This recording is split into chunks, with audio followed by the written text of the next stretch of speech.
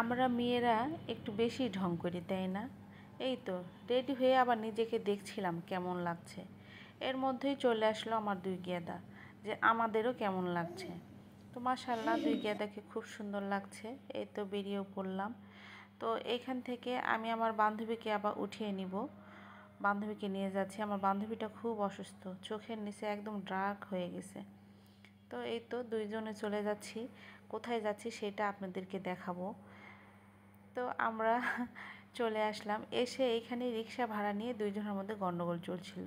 মেঘলা বলছে আমি দিব, আর আমি বলছিলাম আমি দিব। অবশেষে মেঘলাই রিক্সা ভাড়াটা দিয়ে দিল।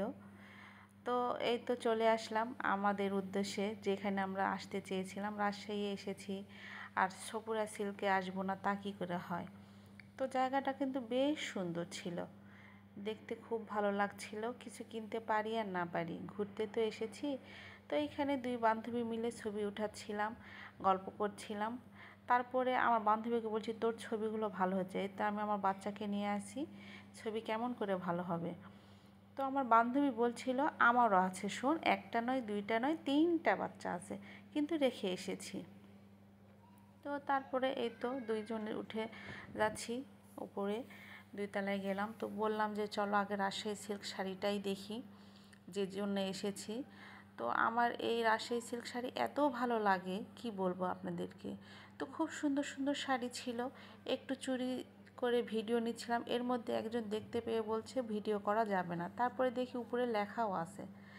তো আমি এসেছি আপনাদেরকে দেখানোর জন্য, আর সে ভিডিওই করা যাবে না, তাহলে কেমন হয় বলেন তো। তো যাই হোক, চুরি চুরি করে একটু ভিডিওগুলো করছিলাম, আর এদিকে সবগুলো আপনাদেরকে দেখাচ্ছি। ও, এখানে এসে আমার ছেলেকে পাশে দাঁড় করিয়ে বলছি বাবু এইটা তোমার বউ। তো খুব হাসছিল। তো এদিকে চলে আসলাম কসমেটিকের। তো এইগুলো দেখেও মানে আমাদের নেওয়ার সাধ্যের মধ্যে নেই, অনেক দাম ছিল। হ্যাঁ, নিতে পারবো না, শুধু দেখতেছি। তো এগুলো দেখে আবার বলতেছি যে এই দেখেন, নতুন নতুন কাপড় নিয়ে শুধু পেঁচায় যদি এরকম বল দেওয়া হয় তাহলেই হয়ে গেল মালা। আমাদের মাথায় এটা আসবে না, তাই না?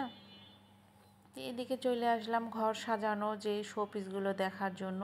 এত সুন্দর সুন্দর জিনিস ছিল, আর এই জিনিসটা আমার এত ভালো লাগছে, কিন্তু দাম ছিল ভাই অনেক, নিতে পারবো না। তো বাচ্চার জন্য একটা গাড়ি কিনতে চাইলাম, এসে এইটার দাম শুনে আমি অবাক হয়ে গেলাম। সব কিছুর দাম এত বেশি ছিল, মানে নেওয়ার সাধ্যের মধ্যে ছিল না। তো এই জন্য অবশেষে খালি হাতে এসেছিলাম, খালি হাতেই চলে যাচ্ছি। বান্ধবীটার আমার খুব মন খারাপ, ওকে নিয়ে আসলাম, কিছুই নিতে পারলাম না। তো এদিকে কিন্তু আমার বান্ধবী বলছিল রাগ করে আসে, আমি যাব না, তুই আমাকে কিছুই নিয়ে দিলি না। আমি কেন যাব বল, তুই আমাকে কেন নিয়ে আসলি। আমি বলতেছি রাগ করিস না, চল প্লিজ, রাগ করিস না। আচ্ছা আমি নিয়ে এসেছি তোকে, তোকে অন্যভাবে তোর মনটা ভালো করে দিব, চল তোকে ফুচকা